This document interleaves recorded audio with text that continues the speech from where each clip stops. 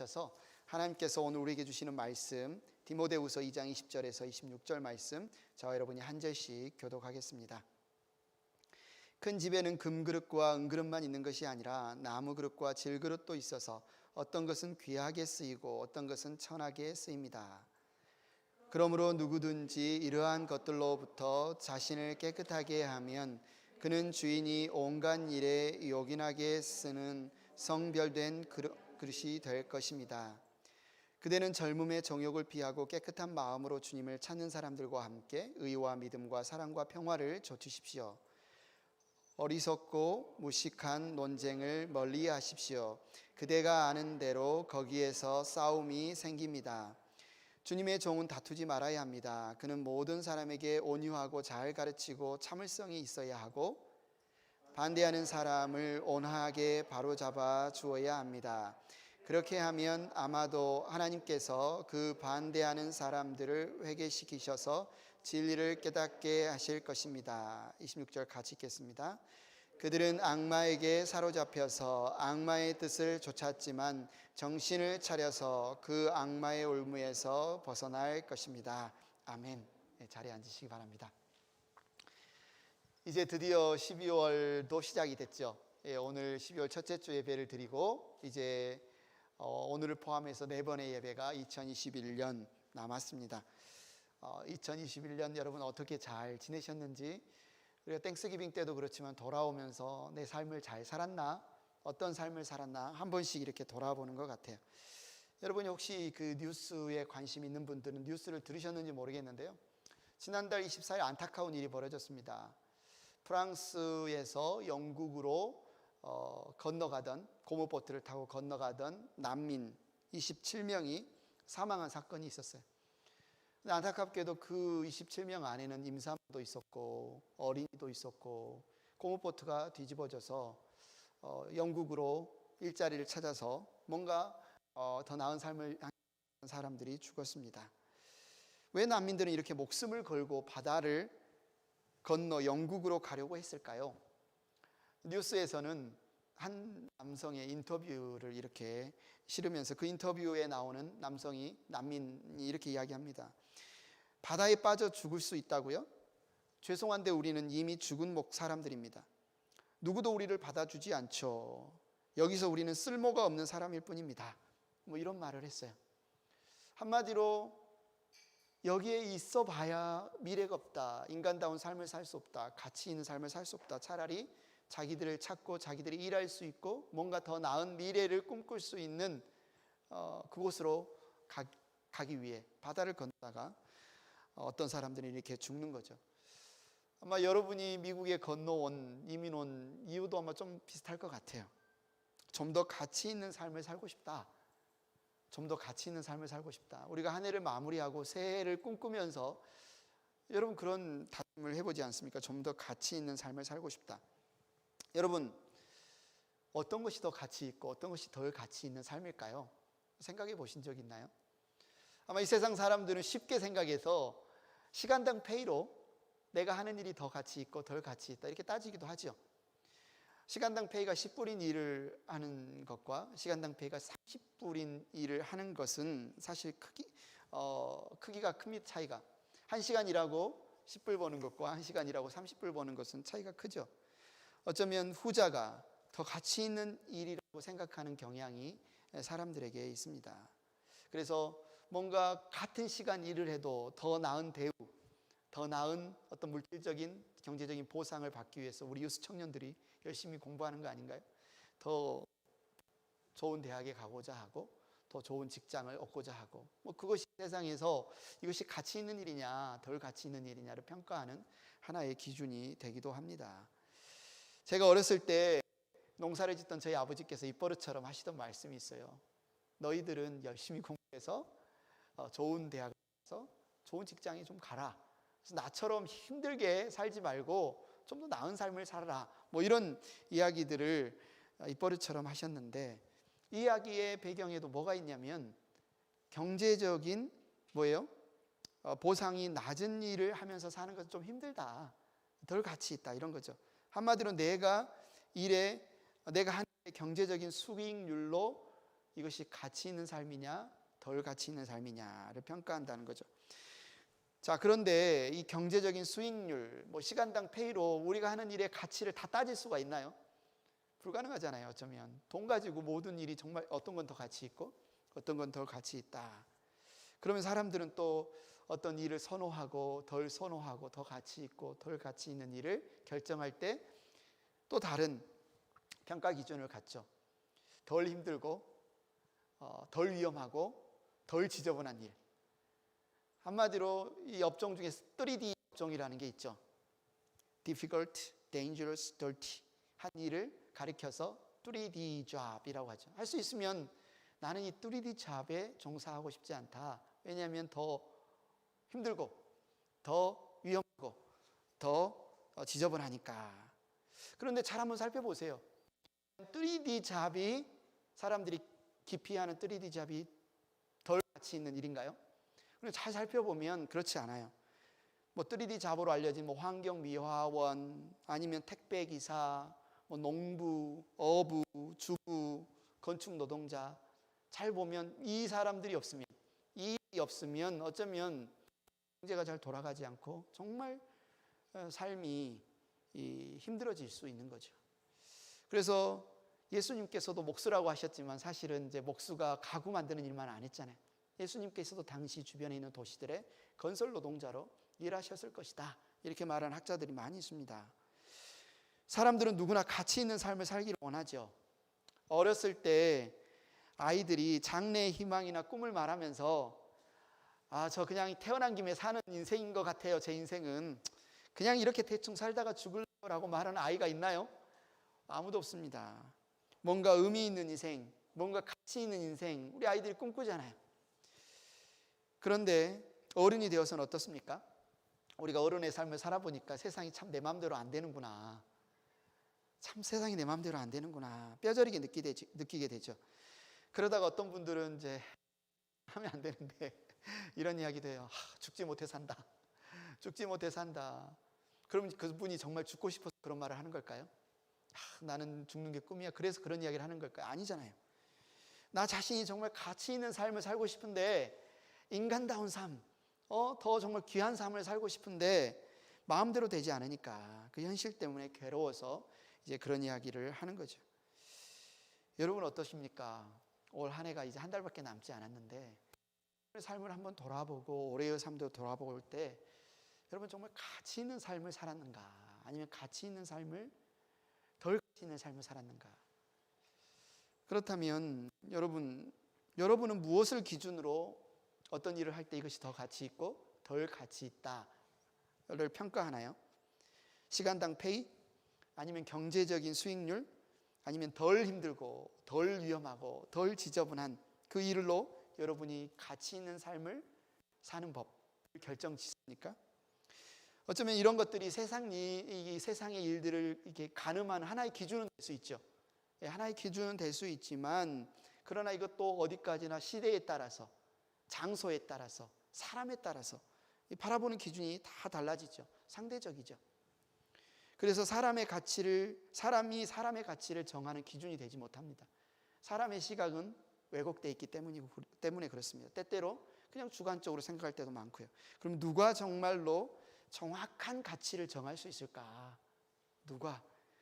사람을 디자인하시고 창조하신 창조주가, 이 사람이라는 존재, 우리라는 존재를 이 세상에 지으셔야 되겠다라고 처음부터 계획하시고 디자인하신 하나님이 그 가치를 정할 수 있다.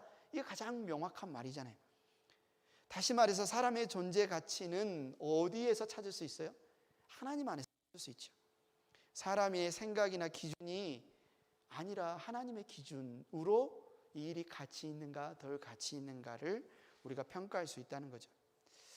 여러분이 정말 가치 있는 삶을 살고 싶다면, 그래서 이 세상에서 바라보는 기준이 아니라 정말 하나님이 바라보시는 그 기준에 맞는 삶을 추구하는 것, 그것이 정말로 나는 가치 있는 삶을 살았다라고 말할 수가 있습니다. 그러면 우리가 이제 질문이 생기죠.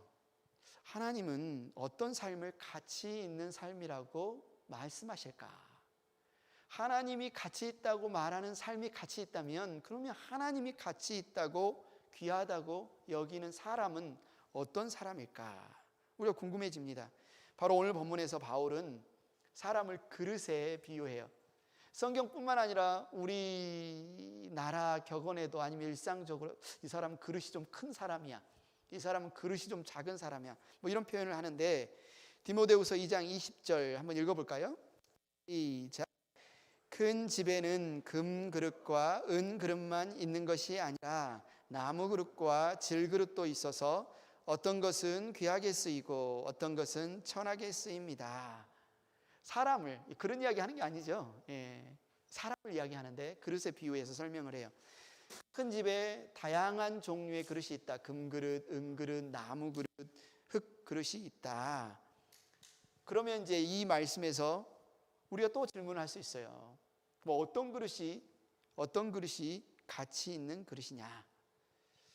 우리가 정말 가치 있는 삶을 살고 싶다면, 하나님이 인정하시는 가치 있는 그릇이 되면 우리는 가치 있는 삶을 살 수 있잖아요. 가치 있는 사람이 되면 가치 있는 그릇이 삶을 살 수 있는데, 그럼 하나님이 말씀하시는 가치 있는 그릇이 무엇이냐? 보니까 하나님께서는 귀하게 쓰는 그릇이 있는가 하면 천하게 쓰는 그릇이 있다. 그런데 여기에 뭔가 숨겨진 비밀이 있습니다. 숨겨진 비밀이 뭡니까? 귀하게 쓰는 그릇이냐 천하게 쓰는 그릇이냐가 그 종류에 달려있지 않다는 거죠. 귀하게 쓰는 그릇이냐 천하게 쓰는 그릇이냐가 그 재료, 원료에 달려있지 않다는 겁니다. 딱 보니까 주인이 마음대로 이 그릇은 귀하게 쓰고, 주인이 마음대로 이 그릇은 천하게 쓴다는 거죠. 그러면 어떤 그릇이 가치 있는 그릇이냐는 누구에게 달려있다는 거예요? 주인이 쓰기에, 주인이 귀하게 쓰면 귀한 그릇이고, 주인이 천하게 쓰면 천한 그릇이다. 우리는 이 귀하고 천하다라는 이 말, 특히 그릇과 관련해서 이 말을 좀 오해하는 경향이 있죠. 귀한 손님이 올 때를 위해서 특별히 남겨놓은 뭐 예쁜 그릇 있잖아요. 비싼 그릇, 이것은 뭐 귀한 그릇 이렇게 생각을 하고, 그냥 우리 식구끼리, 우리 가족끼리 그냥 밥 먹을 때 보통 쓰는 그릇은 그냥 뭐 그릇 이렇게 이해하는데, 성경의 원어를 보면, 성경의 말을 보면 그런 말이 아닙니다. 여기서 천하게라는 말은 뭐 일상적으로, 보통, 평범하게 이런 뜻이 아니라, 영어 표현만 봐도 dishonorable, 불명예스럽게, 수치스럽게, 부끄럽게, 뭐 이런 의미가 담겨 있는 거죠. 그러니까 천하게 쓴다는 말은 그냥 보통 편하게 쓰는 말이 아니라 바로 불명예스럽게, 수치스럽게, 부끄럽게, 부끄러운 자리에서 어쩌면 그런 모습으로 하나님께 쓰임 받는다는 거죠. 하나의 예로 보면 출애굽기에 나오는 모세는 어쩌면 귀하게 쓰임 받는 그릇일 수 있어요. 그러나 반대로 바로는 어떤 역할을 했잖아요. 그죠? 고집을 끝까지 부리고 하나님의 명령에도 불구하고 하나님의 백성들을 내보내지 않고, 그러면서 하나님이 10가지 재앙을 내리시면서 하나님이 어떤 분이신가를 이 세상에 드러낼 수 있는 도구로, 어떤 도구로? 불명예스러운, 부끄러운, 수치스러운 도구로 쓰임 받았죠. 사실 이 큰 집은 이 온 세상의 주인이 누굽니까? 하나님이시죠. 바로를 누가 만들었습니까? 다른 신이 만들었나요? 하나님 만드셨죠. 그러니까 하나님이 만드신 그릇 중에는 귀하게 쓰는 그릇도 있고 천하게 쓰는 그릇도 있다. 그래서 어떤 그릇인가, 가치 있는 그릇인가, 여러분 어떤 그릇입니까? 여러분 가치 있는 그릇입니까? 라고 묻는다면 그 질문에는 어떤 의미가 담겨 있는 거예요? 사람들은 먼저 여러분 어떤 그릇입니까? 그러면 금그릇, 은그릇, 나무그릇, 흙그릇 이걸 생각하는데, 원료로 만들어진 걸 생각하는데, 성경이 지금 말하는 것은 그 원료에 대해서 말하는 게 아니라는 거죠. 사람들은 한국에서 사람을 볼 때 금수저, 흙수저란 말이 있지 않습니까? 그죠? 마치 태어날 때 좋은 집안에서, 넉넉한, 재정적으로 넉넉한 집안, 뭔가 가문도 사람들에게 알아주는 가문, 힘도 있고 체력도 있고, 그래서 태어날 때부터 이미 금수저를 입에 물고 태어나는 어떤 그런 사람, 아니면 태어날 때 정말 집안 형편도 어렵고 가난하고 열악한 그런 환경에서 태어난 사람을 흙수저라고 말하죠. 이 세상은 그 사람이 태어난 어떤 집안을 가지고 금수저, 흙수저를 나눕니다. 그래서 사람들이 이 본문의 이야기를 들을 때도 사람이 금으로 만들어진, 은으로 만들어진 그릇으로 그 상태를 비교하고 싶어 하죠. 근데 성경은 그게 아니라는 거죠. 그런 기준으로 보면 모세는 흙수저 중에 흙수저 아닌가요? 태어날 때부터 죽음을 피해서 갈대바구니에 떠내려진 그 인생, 노예 집안에서 태어났고 얼마나 흙수저 중에 흙수저인가요? 바로는 어때요? 왕궁에서 태어났잖아요. 이미 왕위를 보장받은 금수저 중에 금수저죠.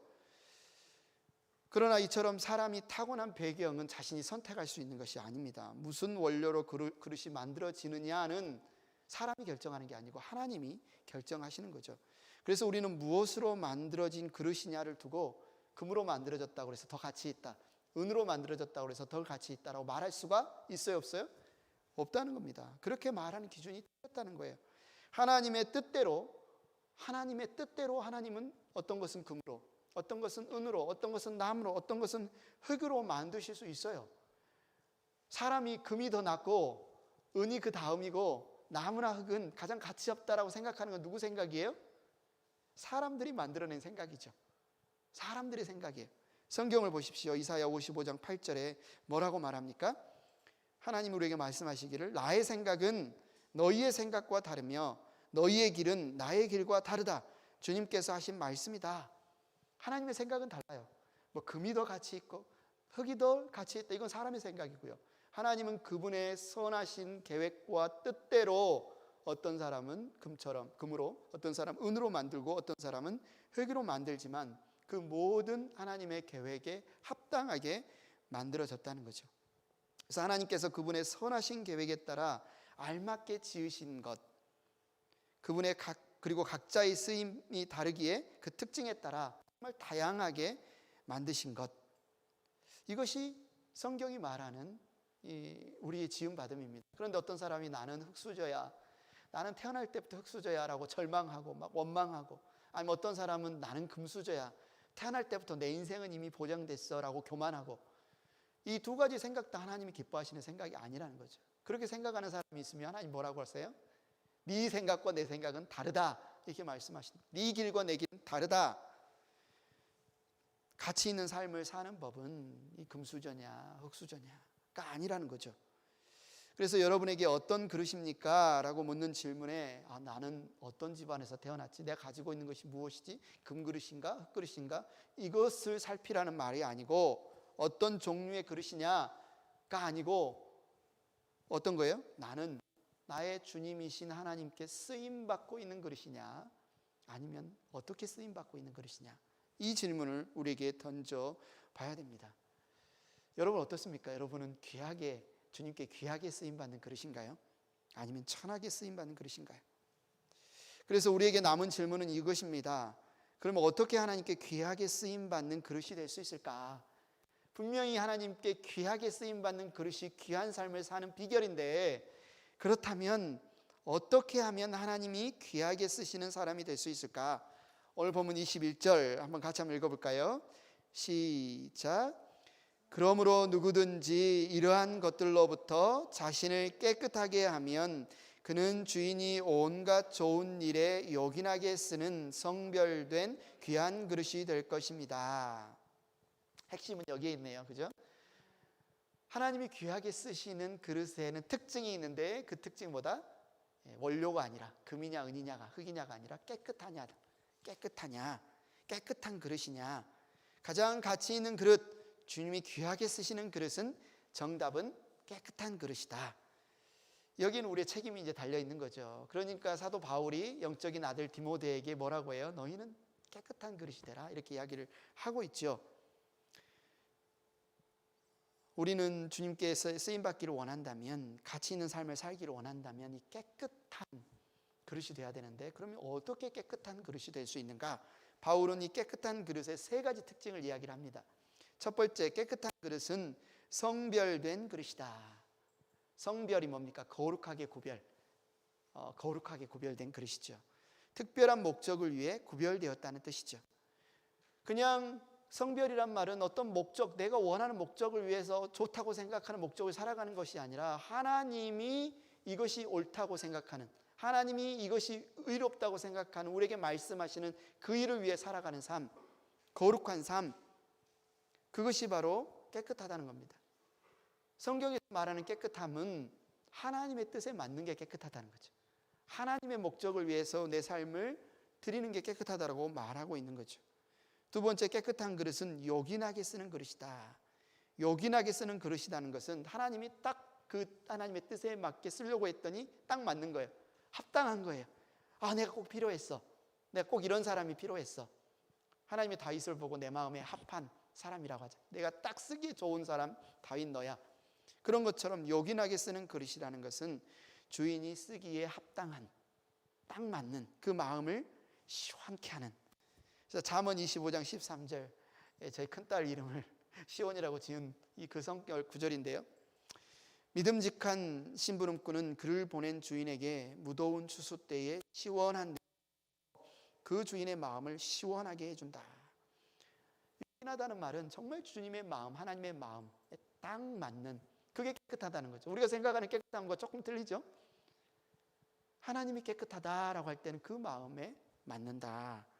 세 번째, 깨끗한 그릇은 온갖 좋은 일에 준비된 그릇이다. 온갖 좋은 일을 하기 위해 이미 준비되어져 있는 상태. 다시 말해서 깨끗함이 온갖 좋은 일을 하기 위한 준비라는 거죠. 온갖 좋은 일, 선한 일을 하기 위해 준비되어져야 하는 것이 바로 그 깨끗함. 깨끗함이라는 것은 하나님을 위해 구별되는 것, 하나님의 마음에 합한 것. 에베소서 2장 10절은 하셔서 그분의 나라의 백성이 되게 하신 목적을 이렇게 이야기를 하고 있어요. 우리 같이 한번 읽어볼까요? 시작. 우리는 하나님의 작품입니다. 선한 일을 하게 하시려고 하나님께서 그리스도 예수 안에서 우리를 만드셨습니다. 하나님께서 이렇게 미리 준비하신 것은 우리가 선한 일을 하게 하며 살아가게 하시려는 것입니다. 하나님 우리를 지으신 목적도 우리를 선한 일을, 하나님이 우리를 구원하신 목적도 선한 일, 그 선한 일을 하게 하시려고 우리를 지으셨다는 거죠. 그 선한 일에 쓰임받기 위해서는 깨끗해야 된다. 여러분 일상적으로 한번 생각해 보십시오. 음식을 다 쿠킹을 해가지고 이제 담으려고 그릇을 딱 꺼냈는데 거기에 고춧가루도 묻었고 지난번에 먹던 음식 찌꺼기가 막 붙어 있어요. 여러분 그럼 거기에 음식을 괜찮아 하고 담겠어요? 아니죠. 그 그릇은 빼놓고 깨끗한 그릇에 음식을 담습니다. 음식을 담고 먹고 나서 음식 찌꺼기를 버릴 그릇이 필요해서 봤더니 이 더러운 그릇이 있어요. 뭐 어떻게 쓰시겠습니까? 그곳에 음식 찌꺼기를 담는데 쓰겠죠. 한마디로 깨끗한 그릇은 귀하게 사용되고 더러운 그릇은 편하게 사용된다. 우리가 가치 있는 삶을 사는 법은 가치 있는 그릇이 되는 것인데 가치 있는 그릇이 되는 법은 깨끗한 그릇이 되는 것이다. 그러면 우리는 이제 자신을 어떻게 깨끗하게 할 수 있을까? 깨끗한 그릇이 가치 있는 그릇인데 하나님이 쓰시는 그릇인데 그러면 우리는 어떻게 깨끗한 그릇이 될 수 있을까? 본문 22절에 보면 가치 있는 삶을 사는 법은 잘 피하고 잘 좇아야 된다 이렇게 이야기하죠. 잘 피하고 잘 좇아야 된다. 그대는 젊음의 정욕을 피하고 깨끗한 마음으로 주님을 찾는 사람들과 함께 의와 믿음과 사랑과 평화를 좇으십시오. 어떻게 깨끗해질 수 있다? 잘 피하고 잘 좇으라. 첫 번째 피할 것은 뭐다? 젊음의 정욕이다. 정욕이란 말을 들으면 뭐 우리 정력을 생각하고 무슨 성적인 어떤 유혹 이것들을 먼저 생각을 하는데 사실 이제 디모데후서 2장에서 말하는 정욕은 우리가 생각하는 그런 성적인 유혹과는 좀 다릅니다. 전체적인 주제를 쭉 반복해서 사도 바울이 그의 영적인 아들 디모데에게 권면하는 내용은 사실 뭐냐면 쓸모없는 논쟁을 피하라. 이것이 주제예요. 이단들이 교회 안에 들어와서 거짓 교리를 가르치고 거짓 말들로 막 논쟁을 일으키고 있어요. 그런데 사도 바울이 디모데에게 쓸모없는 논쟁을 피하라 이렇게 말하는 거죠. 한마디로 디모데가 젊다 보니 어떤 기질이 있어요? 이 완고한 열정, 뭔가 내가 옳은 것을 이렇게 설명해서 말싸움이나 아니면 논쟁을 통해서 상대방을 이기고 싶은 이런 욕구가 있었다는 거죠. 그런데 그런 논쟁을 빠지다 보면 이단과 거짓 교사들과 유익이 되지 않아요? 오히려 유익이 되지 않는다. 너 말다툼 하지 말라. 쓸모없는 논쟁, 어리석고 무식한 논쟁을 피해라 라고 말하면서 그것을 젊음의 정욕이라고 말하고 있습니다. 그러나 어찌 젊음의 정욕뿐이라고 말하겠습니까? 여러분 나이 드니까 이런 이런 어떤 죄의 본성이나 정욕이 없어지던가요? 중년의 정욕도 있고 노년의 정욕도 있고 남자의 정욕도 있고 여자의 정욕도 있고, 어쩌면 우리가 이 땅에 머물고 사는 동안 끊임없이 우리를 자랑하고 싶어하고 우리가 더 나은 것처럼 보이고 싶어하는 욕구들을 벗어날 수가 없습니다. 늘 우리에게 유혹으로 다가옵니다. 그래서 우리가 자신을 깨끗하게 하는 방법은 그 자리에 서서 이기라고 하는 것이 아니라 어떻게 하라는 거죠? 맞서 이기라고 하는 것이 아니라, 정욕과 싸워서 이기라고 하는 것이 아니라, 그런 젊음의 정욕이 찾아오고도 어떻게 해라? 피하라. 성경에 보면 소돔과 고모라가 하나님께 악하여 하나님 그 심판하신다고 할 때 롯이 해야 될 일은 뭐예요? 롯이 해야 될 일은 하나님의 명령이 뭐였어요? 피하는 거죠. 하나님의 심판이 임한 그곳을 급히 피하는 것. 그러나 롯의 아내가 뒤를 돌아보다 결국은 머뭇거리다 피하지 못했잖아요. 보디발의 아내가 요셉을 유혹했을 때 요셉이 하는 것은 뭐예요? 나는 이길 수 있다가 아니었어요. 그냥 겉옷을 벗어두고라도 그 자리를 즉시 피한 것. 그래야 자신을 깨끗하게 지킬 수 있다. 우리가 깨끗한 그릇이 되는 방법을 성경은 즉시 피하라는 겁니다. 무엇을? 젊음의 정욕을. 그러면서 좇아야 할 것이 있다. 피할 것과 좇을 것이 있는데 좇아야 할 것은 의와 믿음과 사랑과 평화를 좇아야 된다. 여기서 쫓자는 것은 그냥 대충 이렇게 구경하면서 좇는 것이 아니라 사냥꾼들이 사냥감을 좇듯이, 아니면 군대에서 적들을 추적하듯이 집요하게 끝까지 좇는 것을 말합니다. 그래서 성경은 우리에게 깨끗한 그릇이 되고 싶은가? 그래서 가치 있는 사람으로 하나님께 가치 있는 삶을 살고 싶은가? 그렇다면 분명히 피해야 할 것이 있고 분명히 좇아야 할 것이 있다. 영적인 위험을 피하고 영적인 유익을 좇아라. 바울이 오늘 본문에서 디모데에게 말씀하는 두 가지 명령, 피하고 좇으라 하는 명령은 디모데 전서에서 이미 몇 번 이렇게 이야기를 했었습니다. 디모데 전서 6장 11절에 보면 오늘 본문에 나오는 2장 22절 거의 비슷한 말이 나와요. 하나님의 사람이여 그대는 이 악한 것들을 피하십시오. 여기에서는 젊음의 정욕을 악한 것은 피하고 의와 경건과 믿음과 사랑과 인내와 온유를 좇으십시오. 이것은 좇으라고 했는데 바울이 디모데 전서와 후서에서 좇으라고 한 것들을 통틀어서 한마디로 딱 정리한 구절이 디모데 전서 6장 6절에 나옵니다. 의와 경건과 믿음과 사랑과 인내와 온유와 평화를 바울은 한마디로 뭐라고 했어요? 자족할 줄 아는 사람에게는 경건은 큰 이득을 줍니다. 경건이라는 거죠. 경건. 하나님을 경외하며 그분의 성품을 추구하는 경건. 그래서 우리가 피해야 할 것은 우리의 자족하는 마음, 하나님 안에서 감사하는 마음을 빼앗아가는 악한 것, 정욕이고, 우리가 좇아야 할 것은 바로 하나님을 경외함으로 우리 가운데 얻게 되는 경건한 성품들. 그래서 우리는 가치 있는 삶을 사는 법, 뭐라고요? 가치 있는 그릇이 되라. 주님께 귀하게 쓰임받아라. 뭐 어떻게 가치 있는 그릇이 되냐? 깨끗해져라. 깨끗한 그릇이 되라. 어떻게 깨끗하냐? 정욕을 피하고 경건을 쫓으라. 간단하죠? 말이 참 간단한데, 근데 우리 삶을 사는데 이게 간단하지가 않아요. 살아봤잖아요, 우리가. 말은 쉬운데 정말 이렇게 살고 싶은데 잘 되지가 않습니다. 그러면 우리가 정말 악한 것, 정욕은 피하고 경건을 좇으면서 깨끗한 그릇으로 하나님께 쓰임받는 가치 있는 삶을 살기 위해 꼭 필요한 것을 바울은 뭐라고 이야기하냐면, 가치 있는 삶을 사는 법은 주님을 찾는 사람들과 함께하는 것이라고 있어요. 깨끗한 마음으로 주님을 찾는 사람들과 함께하는 것. 22절에 말하죠. 그대는 젊음의 정욕을 피하고 깨끗한 마음으로 주님을 찾는 사람들과 함께하십시오. 혼자는 어렵다는 겁니다. 혼자는 어렵다. 혼자 있으면 유혹이 크다. 혼자 있을 때 악마의 공격이 더 심하다. 혼자일 때 넘어지기가 더 쉽다. 그렇기 때문에 효과적으로 여러분 자신을 잘 피하고 잘 좇고 유혹에서 여러분을 잘 방어하고 지키려면 어떻게 해야 된다? 함께 해야 된다. 함께. 어떤 사람들과? 깨끗한 마음으로 주님을 찾는 사람들과 함께해야 된다. 아주 유명한 전도서 4장 12절 말씀이 있습니다. 우리가 좋아하는 말씀이기도 한데 함께 한번 읽어볼까요? 시작. 혼자 싸우면 지지만 둘이 힘을 합하면 적에게 맞설 수 있다. 세 겹줄은 쉽게 끊어지지 않는다. 줄 하나면 잘 끊어지지만 줄이 세 개면 잘 끊어지지 않는다. 그래? 사람들과 함께하면 좋은 거야? 하면서 아무나하고도 함께하면 안 돼요. 악한 사람들과 함께하면 더 악한 일을 할 수 있으니까 아무나하고 함께하는 게 아니라 누구와 함께해야 되느냐? 깨끗한 마음으로 주님을 찾는 사람들과 함께해야 합니다. 이것이 우리가 모이기를 힘쓰고 교회 안에서 정말 성령께서 인도하시는 거룩한 공동체, 행복한 공동체, 하나님의 나라를 살아가는 우리 교회 공동체 안에서 우리가 모이기를 힘써야 하고 열심히 이렇게 교제해야 되는 이유가 여기에 있습니다. 우리가 위드 코로나 시대를 살아가고 있죠.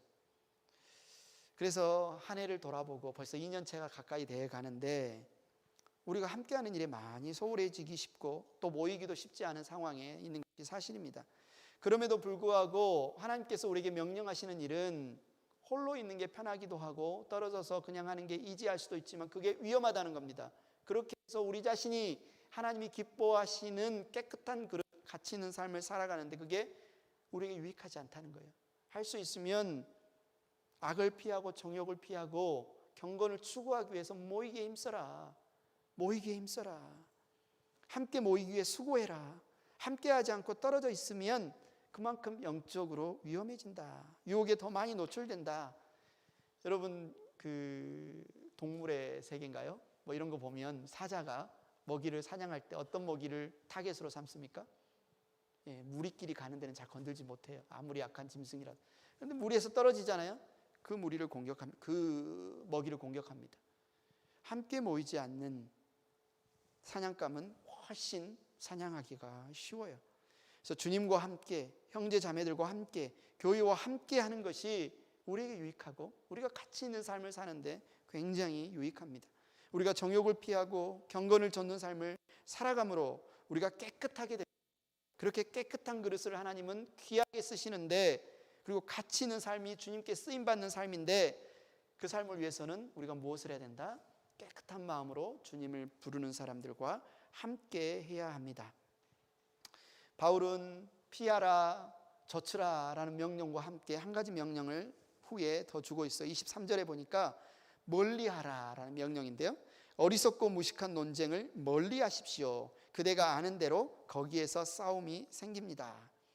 좀 전에 말했던 것처럼 정말 무식하고 어리석고 무식한 논쟁은 뭐냐면 성경의 진리에서 떠난 거짓 근거에 거짓을 근거로 삼아서 누가 옳다 그르다라고 논쟁하는 거예요. 한마디로 진리를 떠나서 이야기하는 논쟁은 전혀 유익하지 않다는 거예요. 왜요?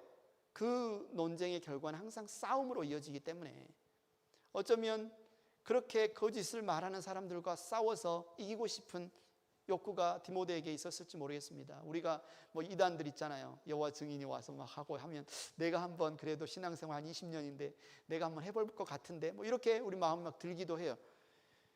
그런데 그들이 진리에 기초를 두지 않고 그 이야기를 계속 하다 보면 공감대가 없죠. 우리가 하는 이야기와 그들이 하는 이야기는 너무나 다릅니다.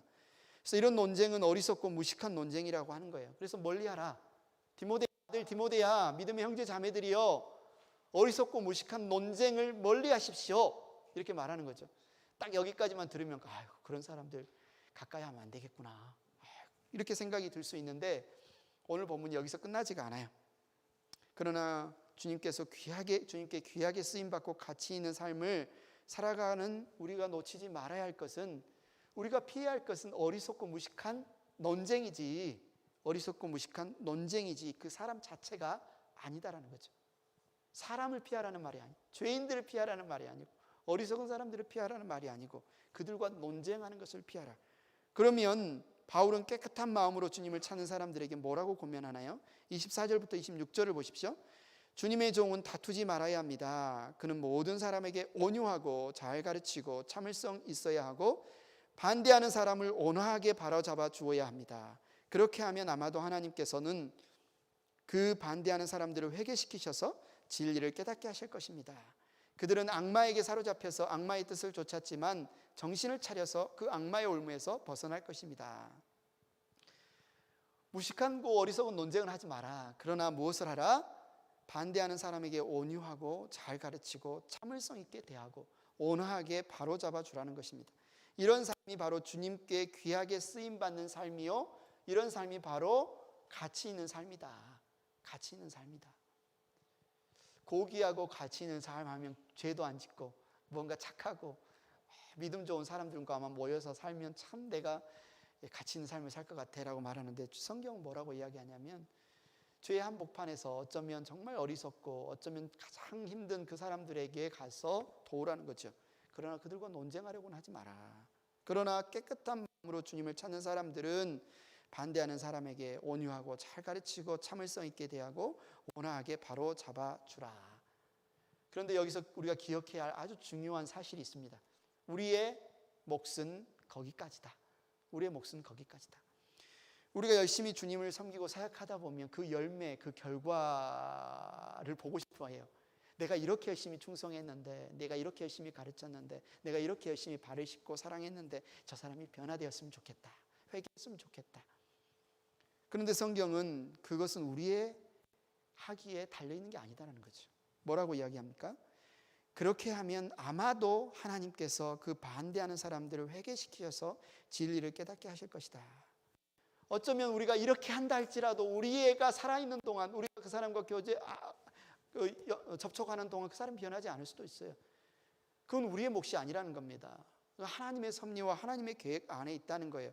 아마도 하나님께서 반대하는 사람들을 회개시키셔서 진리를 깨닫게 하실 수도 있지만 그건 하나님의 뜻에 달려있다. 우리가 할 일은 그들에게 그런 태도를 가지고 지속적으로 대하는 것일 뿐이다 라는 거죠. 여러분, 우리가 이 세상에서 가치 있는 삶을 사는 방법, 한마디로 정리하면 깨끗한 마음으로 주님을 찾는 사람들과 함께 젊음의 정욕을 피하고 경건을 좇는 것, 그래서 주님께 귀한 그릇으로, 쓰임받는 그릇으로 사용되는 것, 주님의 사랑과 진리로 사람들을 주님께 이끌어주는 것, 이것이 바로 우리가 이 세상에서 가치 있는 삶을 사는 방법이다라고 말할 수 있습니다. 이제 성탄, 전가족 성탄 예배로 우리가 예배를 드리기 2주 전이고요. 우리에게 하나님의 아들이 우리에게 인간의 몸을 입고 찾아오신 성육신의 날 성탄절을 한번 생각해 봅니다. 아기 예수님이 이 땅에 태어나 처음으로 누이셨던 구유를 생각해 봅니다. 베들레헴 어느 가정집 마구간에 있던 구유였을 겁니다. 그날 전까지는 어떤 말이, 어떤 양이, 어떤 염소가 그곳에 코를 박고 밥을 먹었을 그냥 그런 구유통이었을 건데, 예수님이 태어나신 날은 예수님이 그곳에 누이셨네요. 좀 전에 우리가 질문을 던졌던 금수저냐 흙수저냐 이런 기준으로 본다면 예수님은 어떤 수저였을까요? 겉으로 보이는 이 상황만 보면 흙수저 중에 흙수저 아니신가요? 예수님 만만치 않죠. 그런데 여러분 중에 마구간에서 태어난 사람 있나요? 여러분 중에 마구간에서 난 태어나자마자 구유에 누여 보이신 분이 있나요? 예수님처럼 여우도 굴이 있고 하늘을 나는 새도 보금자리가 있으나 인자는 머리 둘 곳이 없다고 고백할 분이 있나요? 이걸 비교해 보면 내가 아무리 흙수저다라고 해도 예수님과 비교할 수가 없죠. 어쩌면 예수님은 인간이 보는 금수저냐 흙수저냐로 따지면 가장 바닥에 해당되는 흙수저 중에 흙수저라고 말할 수 있죠. 그런데 예수님의 삶, 우리가 성경을 통해서 보고 배운 예수님의 삶에는 놀라운 역전이 있습니다. 예수님은 우리로 금수저 인생이냐 흙수저 인생이냐가 아닌 아예 새로운 수저의 인생으로 바꿔버리시는 거죠. 바로 예수님 수저, 지저스 스푼으로 살게 하시려고 이 땅에 오신 겁니다. 예수님이 오셔서 하신 일이 뭡니까? 새로운 인류, 새로운 피조물을 만들어내는 겁니다. 어떤 집안에서 태어났느냐, 이 세상에서 어떤 성공을 거뒀느냐, 얼마나 많은 돈을 벌고 있느냐, 어떤 직업을 가졌느냐가 우리가 가치 있는 삶을 살았느냐, 살고 있느냐, 살 것이냐를 결정하는 것이 아니라 이제는 우리를 지으신 창조주, 우리를 지으신 구원자, 그분이 우리를 새 인류, 그리스도인으로 새 창조하신 그 그리스도 안에 있느냐, 그분께 붙들려 있느냐, 그분께 쓰임받고 있느냐가 우리의 인생을 가치 있는 삶이냐 덜 가치 있는 삶이냐 아예 바꿔버리는 기준이 되었다는 겁니다. 이제 우리는 금수저도 아니고 흙수저도 아니고 예수님 수저 인생이 되었습니다.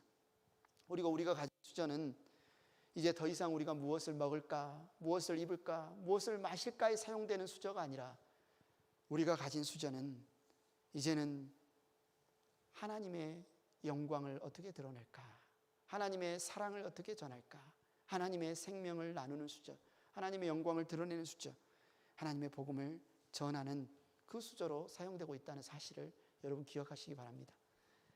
행복한 교회 가족 여러분 가치 있는 삶을 살기를 원하십니까? 그렇다면 예수님 안에 있는 여러분을 날마다 발견하시는 분이 되기를 축원합니다. 이 시간 우리가 이 찬양 원하고 바라고 기도합니다, 이 찬양을 함께 드리면서 한 해를 돌아보고 정말 주님, 우리가 주님 안에서 우리가 바라고 원하고 바라고 기도하는 것은 흙수저도 아니고 금수저도 아니고 예수님 수저로서 정말 예수님 안에서 가치 있는 인생이 되기를 소망합니다 라고 함께 고백하면서 이 찬양을 드리겠습니다.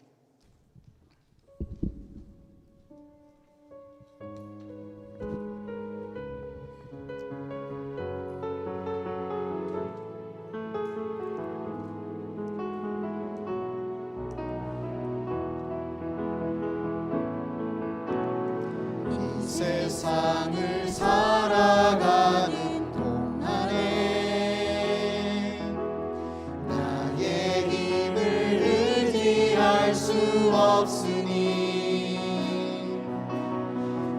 기도하고 낙심하지 말 것은 주께서 참 소망이 되심이라.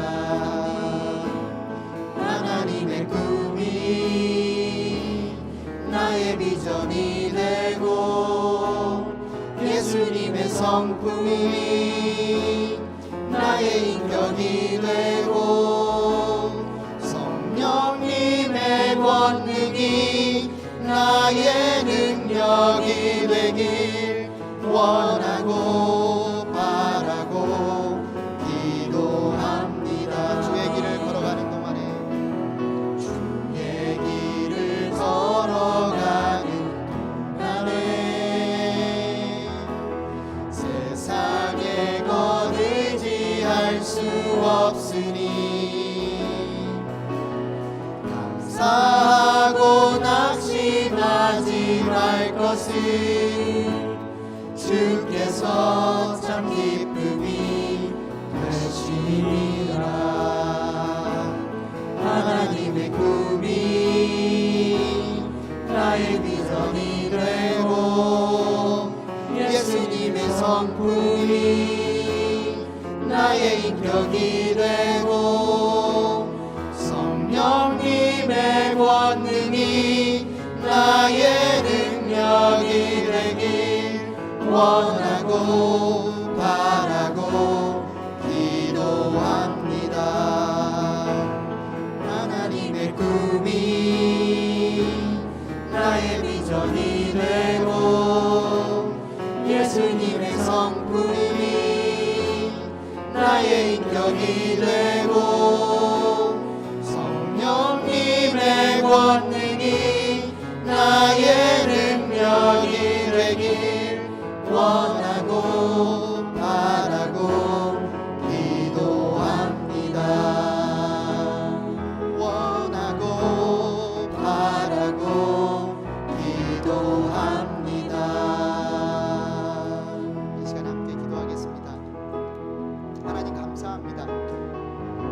우리가 무엇으로 지어졌든지 간에 우리 인생을 돌아볼 때 우리 인생이 금수저였냐 흙수저였냐 금그릇이었냐 흙그릇이었냐 그것에 따라 우리가 가치 있는 삶을 살 수 있느냐 없느냐가 정해지지 않게 하시고 성육신하셔서 우리의 몸 인간의 몸을 입고 이 땅에 오신 예수님을 통하여 우리가 새로운 피조물로 새로운 일로 정말 예수님께 속한 예수님 수저로 우리를 빚어주심을 감사합니다. 올 한 해 우리의 삶을 돌아볼 때 서운한 것도 있고 마음 아픈 것도 있고 정말 우리가 바라는 열매 없으므로 고통스러운 부분도 있지만 그러나 우리가 감사하며 찬양하고 기뻐하고 싶은 것은 우리가 예수님 안에 있는 것이고 예수님 우리의 구주가 되신 것이고 하나님 우리 아버지가 되신 것이고 우리를 통하여 하나님의 나라가 하나님의 생명이 하나님의 복음이 하나님의 영광이 우리의 가정과 일터와 교회에 드러날 수 있음을 우리가 이 시간 기뻐하고 감사하고 찬양하고 정말 주님 그렇게 가치 있는 삶을 살게 달라고 함께 기도하겠습니다.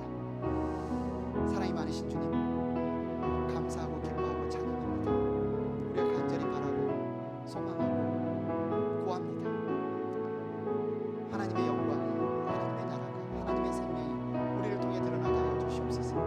이 세상의 가치 기준으로 가치를 평가하는 인생이 아니라 정말 하나님의 눈으로 하나님께서 쓰시는 귀한 깨끗한 그릇으로 그렇게 쓰임받는 우리 인생 그렇게 또 사람들을 바라보며 사람들을 하나님께 이끄는 인생이 될 수 있도록 하나님 우리를 복 주시옵소서. 우리를 사용하여 주시옵소서. 우리를 빚어 주시옵소서. 깨끗한 마음으로 우리 주님을 찾는 우리 행복한 교회 거룩한 공동체 형제자매들과 함께 우리가 하나님 악한 것 육신의 정욕을 피하기를 원합니다. 우리가 함께 하나님 경건한 것 의와 평화와 사랑과 믿음과 온유를 쫓기를 원합니다. 하나님 우리 행복한 교회 공동체 가운데 성령님 충만하게 임재하여 주셔서 하나님께서 마음껏 우리를 통하여 하나님 나라를 선포하시며 예수 그리스도의 복음을 선포하시며 생명의 은혜가 흘러 넘칠 수 있도록 하나님 우리를 사용하여 주시옵소서. 우리가 함께 모이기를 힘쓰고 함께 모였을 때 성령께서 역사하시고 하나님께서 일하시는 것을 볼 수 있도록 은혜에 더하여 주시옵소서. 감사합니다. 예수님의 이름으로 기도드렸습니다.